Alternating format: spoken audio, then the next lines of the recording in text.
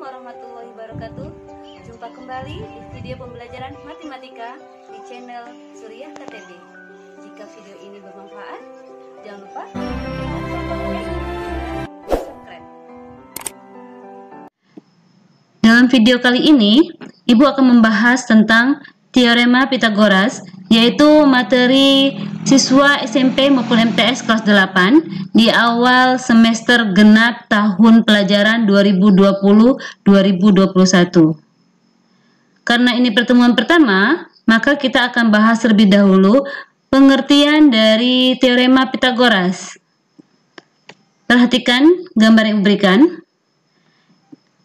Ini adalah sebuah segitiga, yaitu segitiga dengan sisinya ABC. Ini adalah segitiga siku-siku. Di depan siku-siku, sisinya Ibu beri nama sisi C. Ibu buat persegi. Dan di sisi A juga Ibu buat persegi. Di sisi B juga Ibu buat persegi. Jadi ketiga segi empat ini bentuknya persegi. Tentunya dengan ukuran satuan yang sama. Kita akan membuktikan teorema Pythagoras. Kita perhatikan di sini. Dari gambar ini, kita tentukan luas persegi yang berwarna kuning ini. Luas persegi itu rumusnya adalah sisi dikali sisi. Karena sisi persegi berwarna kuning ini adalah sisinya A, maka luasnya A kali A, yaitu A kuadrat. Berapa nilainya? Kita hitung berapa satuan sisinya. 1, 2, 3, 4. Berarti 4 satuan. Berarti luas persegi kuning adalah 4 kuadrat. 4 dikali 4 yaitu 16. Lalu kita hitung juga luas persegi pink ini. Anggaplah luas kedua dari bangun persegi. Jadi luas persegi yang berwarna kuning atau luas kedua, sisinya adalah B. Berarti kan B kali B. B kali B, B kuadrat ya. Ibu tulis B kuadrat. Nilainya berapa? Sama. Kita hitung dulu satuannya berapa. 1, 2, 3. Berarti sisinya itu 3 satuan. Berarti luas pink 3 kuadrat. Yaitu 3 dikali 3. Nilainya 9. Lalu luas ketiga, yaitu luas persegi yang berwarna biru ini, kita anggap sebagai L3. Luas persegi berwarna biru, yaitu L3, karena sisinya adalah C, maka luasnya C dikali C, yaitu C kuadrat. Berapa nilainya? 1, 2, 3, 4, 5, yaitu 5 satuan. Maka luasnya adalah 5 dikali 5. Yaitu 25. Ternyata bisa kita lihat di sini bahwasanya luas L3 ini, luas bangun yang ketiga yang berwarna biru ini, nilainya sama dengan jumlah luas dua buah persegi yang di sisi lainnya. Kita tulis seperti ini. L3 sama dengan L1 ditambah L2. Luasnya 25, nilainya akan sama dengan luas pertama 16, luas kedua 9. 16 ditambah 9, 25. Nilainya sama. Jadi bisa kita tuliskan bahwasanya L3 ini tadi adalah C kuadrat. Berarti C kuadrat sama dengan L1 A kuadrat. A kuadrat ditambah L2 B kuadrat. B kuadrat. Jadi, dalam sebuah segitiga siku-siku, luas persegi, ini ya, luas persegi pada sisi miring atau hipotenusa sama dengan jumlah luas persegi pada dua sisi lainnya. Seperti ini. Oke, untuk lebih pahamnya, perhatikan khusus segitiga ini. Tadi kita sudah tuliskan. Kita misalkan ini sepanjang A, ini B, dan ini C. Ini dikatakan sisi tegak pada segitiga siku-siku ya. Ini sisi alas dan ini adalah sisi miring atau hipotenusa. Jadi sisi miring ini letaknya tepat di depan sudut siku-siku. Masih ingat apa yang dikatakan segitiga siku-siku?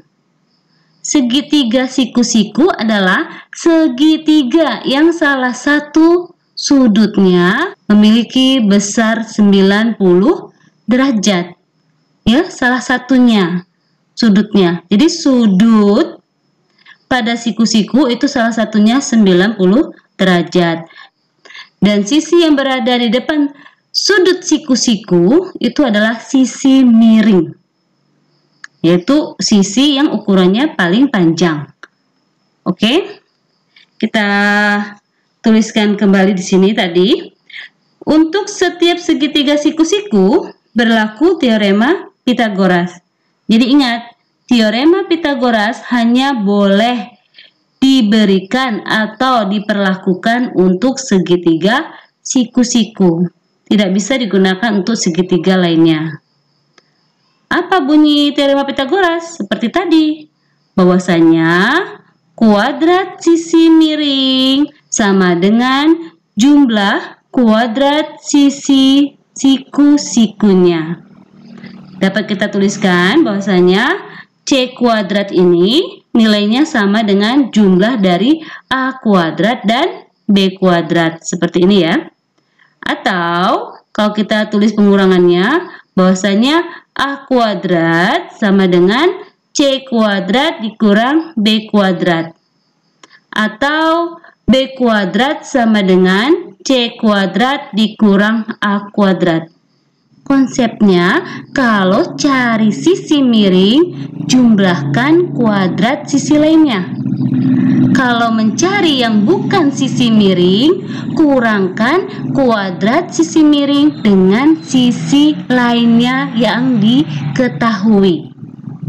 Untuk lebih pahamnya, kita perhatikan contoh berikut. Contoh pertama ya, penggunaan teorema Pitagoras pada segitiga siku-siku. Perhatikan contoh pertama. Ini ada sebuah segitiga siku-siku. Ini lambangnya siku-siku tidak Ibu tuliskan, tapi ini siku-siku ya. Misalkan diketahui ukuran sisi ini, tadi sisi alasnya 5 cm dan sisi tegaknya 12 cm. Yang ditanyakan adalah berapa ukuran sisi miringnya. Seperti yang Ibu katakan tadi, kalau mencari sisi miring, berarti jumlah kuadrat sisi-sisi lainnya. Jumlahkan. Jadi, X kuadrat itu adalah jumlahnya ya. Ini jumlah itu tambah. Berarti 5 cm kuadrat ditambah 12 cm kuadrat. Karena yang dicari adalah nilai X, ini X ya. Berapa nilai X? Bukan X kuadrat. Untuk menghilangkan kuadrat, maka kedua-duanya diberikan tanda akar. Kalau X kuadrat diberikan tanda akar, maka kuadratnya hilang, tinggal X. Seperti ini ya. Jadi muncul tanda akar ini karena ruas kanan dan ruas kiri diberi tanda akar. Jadi kalau persamaan perlakuannya harus sama ya. Jadi kalau diberikan akar, kedua-dua ruas harus diberi akar. Sedangkan akar dari X kuadrat itu adalah X. Kita selesaikan. X sama dengan 5 kuadrat, yaitu 5 dikali 5, 25 cm kuadrat. 12 cm kuadrat, 12 dikali 12, 144 cm pangkat 2. Kita jumlahkan, X sama dengan akar dari 25 ditambah 144, 169. Ini cm tetap ya, satunya sama penjumlahan. Cm persegi. Berapa akarnya? Nah, kalian tentukan akarnya. Di sini Ibu kasih nilai 13 cm. Kenapa? Karena 13 dikali 13 nilainya 169. Kita lihat contoh kedua. Nah, ini diberikan sebuah segitiga siku-siku. Siku-sikunya di mana? Di sini ya, siku-sikunya. Nah, jika diketahui ukurannya seperti ini sisi alasnya 8 cm dan sisi miringnya 10 cm.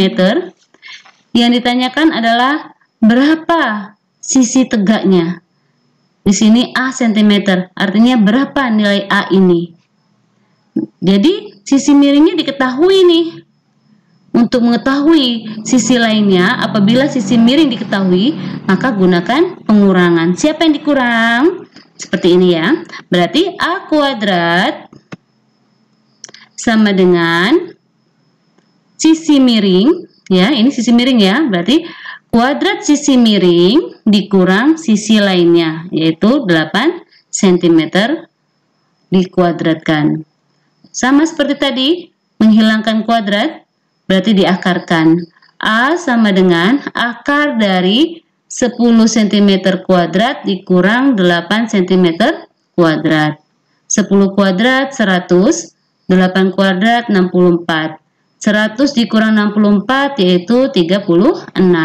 Jadi akar dari 36 yaitu 6. Karena 6 dikali 6 nilainya 36. Terjawab sudah, berarti sisi tegaknya adalah 6 cm. Contoh soal nomor 3, ada bangun datar seperti ini. Bangun datar trapesium ya, di sini Ibu bagi menjadi warna merah dan warna kuning untuk memudahkannya. Ukurannya seperti ini. Bahwasanya ukuran dari ujung merah ini sampai ke ujung kuning ini adalah 10 cm. Jadi panjang 10 ini dari sini yang merah dengan yang kuning. Ini 10 cm. Lalu ukuran ini 4 cm. Dan ukuran yang ini atas kuning ini kan 7 cm. Yang ditanyakan adalah panjang sisi miring yang warna merah ini. Di sini ditanyakan Y. Berapa nilai Y? Nah, untuk menjawab pertanyaan ini, kita menganalisa dulu gambarnya. Kita lihat di sini. Bangun yang berwarna kuning ini adalah persegi panjang. Ini ukurannya 4 dan ukurannya 7. Sifat bangun persegi panjang adalah salah satunya adalah memiliki dua pasang sisi yang berhadapan sama panjang dan sejajar. Berarti sisi ini panjangnya sama dengan sisi ini ya, berhadapan dan sejajar. Berarti sisi ini juga panjangnya sama, yaitu 7 cm. Lalu sisi yang di bawah ini dia berhadapan dengan sisi yang ini, sejajar. Maka ini juga 4 cm. Lalu tadi diketahui lagi bahwasanya dari merah sampai ke kuning ini 10 cm. Jadi kalau kuning saja ukurannya 7 cm, maka yang merah saja berapa? Semua jumlahnya 10 kan? Maka yang merah saja nilainya 10 dikurang 7, yaitu 3 cm. Nah, kalau sudah seperti ini, kita lihat pada segitiga yang warna merah ini. Ini adalah segitiga siku-siku. Dengan sisi tegaknya 3 cm, alasnya 4 cm. Ditanya sisi miringnya. Kalau ditanya sisi miringnya, berarti adalah jumlah kuadrat sisi-sisi lainnya. Berarti Y kuadrat sama dengan 3 cm kuadrat ditambah 4 cm kuadrat. Hilangkan kuadrat, berarti diakarkan. Y sama dengan akar dari 3 kuadrat ditambah 4 kuadrat. Kita selesaikan. 3 kuadrat yaitu 3 kali 3, 9. 4 kuadrat, 4 dikali 4, 16. Kita jumlahkan, ini penjumlahan ya. Kita jumlahkan. 9 ditambah 16 yaitu 25. Jadi akar dari 25 yaitu 5. Terjawab sudah bahwasanya panjang sisi miring ini atau Y adalah 5 cm. Mudah ya? Ibu yakin kalian bisa. Sudah video pembelajaran kali ini. Jika kalian mengalami kesulitan dan memahaminya jawabannya kalian bisa tuliskan kesulitan kalian di kolom komentar video ini. Ibu akhiri video kali ini. Alhamdulillahirrabbilalamin. Wassalamualaikum warahmatullahi wabarakatuh.